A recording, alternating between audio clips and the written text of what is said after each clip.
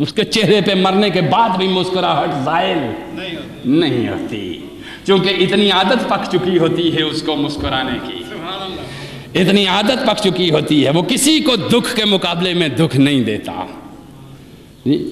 جب حضور علیہ السلام کے بارگاہ میں سنیے خلق عظیم، جب حضور علیہ السلام کو مدینہ پاک میں پیر صاحب، جب طائف کی بستیوں میں حضور نبی پاک علیہ السلام کا جسم آپ کے نالین پاک لہو لہان ہو گئے، بدماشوں کو جمع کرتے اور ظالم بچوں کو جمع کرتے اور پتھر دے کر کرتے، محمد مجنون ہے انہیں مارو، پیچھے پیچھے بچے پتھر مار رہے ہوتے، اور خون نالین مقدس خون سے بھر گئے۔ حضور علیہ السلام کے پاس جبریل امین حاضر ہوئے، عرض کی یا رسول اللہ اجازت دیجئے یہ طائف کی بستی ملیا میٹ کر دوں، میں یہ دونوں پہاڑ ملا دیتا ہوں، ان ظالموں کا حشر تک خراب ہوتا ہوں۔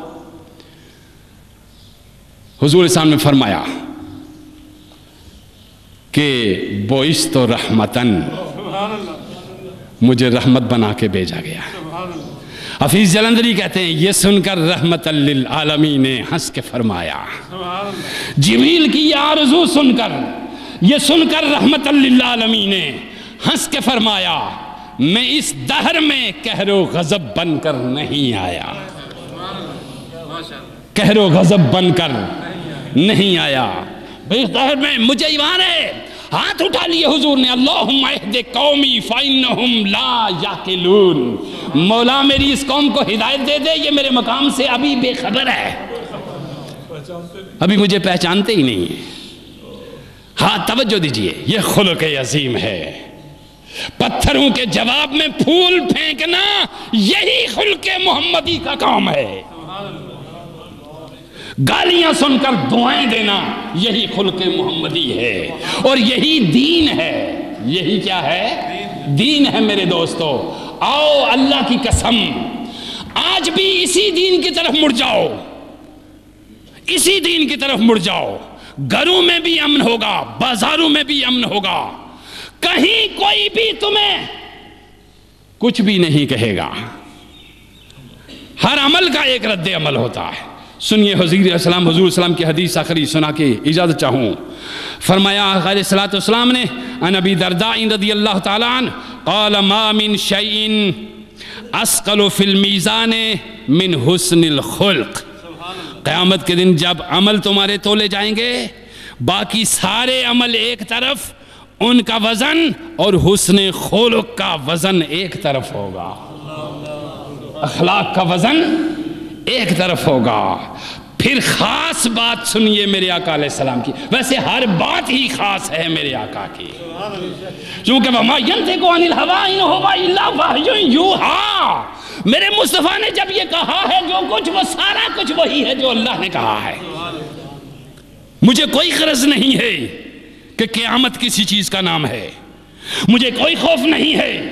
کہ قبر کوئی ہیبت ناک جگہ ہے، مجھے کوئی خوف نہیں ہے کہ فرشتہ کوئی میرے امتحان کے لیے آئے گا، اس لیے کہ میرے مصطفیٰ نے فرمایا تو میرے ساتھ رہ، تو میرے ساتھ رہ، اور جس دن تو میرے پاس نہیں پہنچ سکے گا میں خود تیرے پاس پہنچوں گا، جس دن تو میرے پاس نہیں پہنچے گا اس دن میں خود تیرے پاس پہنچ جاؤں گا، اور کوئی مشکل نہیں رہتی۔ حضور سے درود پاک کا تعلق قائم رکھو، صبح و شام، وضو بے وضو، ہر حالت میں اللہم صلی علی سیدنا و مولانا محمد و آلہ و صحبہ و بارک و سلم، ہر وقت حضور سے تعلق قائم کر رکھو۔ جس وقت تیری حاضری وہاں پہ نہیں ہوگی، فوراً گنبد خضرا کا مکی پتہ کرنے آئے گا کہ آج آیا کیوں نہیں میرا غلام، آج آیا کیوں نہیں میرا غلام۔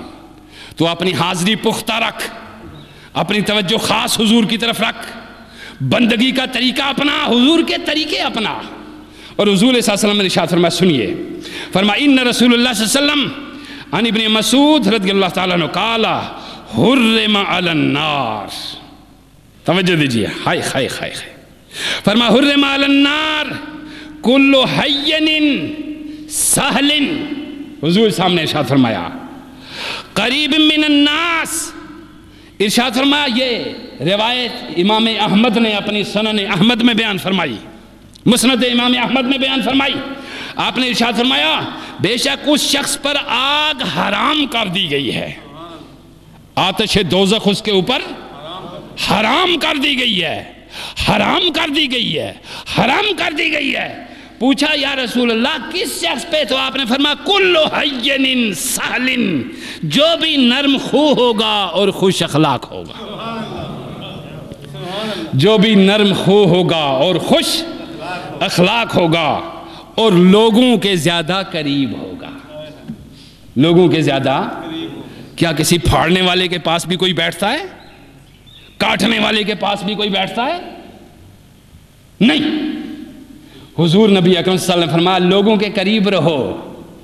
ان کے دکھ جانو، ان کے دکھوں کا مداوع کرو، ان کی بھوک کو سمجھو، ان کی بھوک کا مداوع کرو، ان کی پیاس کو جانو، ان کی ضرورت کو سمجھو، ان کی ضرورت کا مداوع کرو۔ حین سہل، مگر لوگوں میں رہنے کا طریقہ یہ ہے کہ تم ہنستے رہو، مسکراتے رہو، نرم خو رہو، مت کسی کو تنگ کرو، بس یہ ہے دین جو میں نے آپ کو سمجھا دیا۔ اور اس دین پہ جب تک ہم چلتے رہیں گے انشاءاللہ خدا کے بندے رہیں گے، حضور کے غلام رہیں گے۔ اللہ کوئی لمبا چوڑا تقاضا نہیں کرتا، بس حضور نے یہ فرمایا۔ آج کی جو گفتگو ہے ہماری، اس گفتگو میں ہم نے صرف اتنا آپ سے عرض کیا ہے کہ بندگی بہت بلند ترین مقام ہے، اور بندگی کا اظہار خلق سے ہوتا ہے، اور جس قدر جس کے اندر خلق ہوتا ہے اتنا ہی اس کا چہرہ تر و تازہ ہوتا ہے، چونکہ وہ بے خوف ہوتا ہے۔ اس نے نہ کسی کو دکھ دیا، نہ کسی کو زیادتی کی، نہ کسی کو قتل کیا، نہ کسی کا کچھ چھینا، نہ کسی کو دھوکہ دیا، اس کو کیا پرواہ؟ نہ وہ کسی تھانے دار سے ڈرتا ہے، نہ کسی چوکیدار سے ڈرتا ہے، نہ کسی سے، اس لیے کہ اس نے اپنے آپ کو خشک ایک روٹی پہ زندہ کر دیا،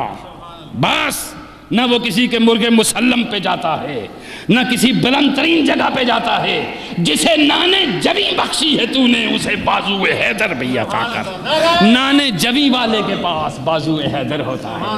جسے نانے جوی نہیں ہوتی اس کے پاس بازو حیدر بھی نہیں ہوتا۔ وما علینا الا البلاغ۔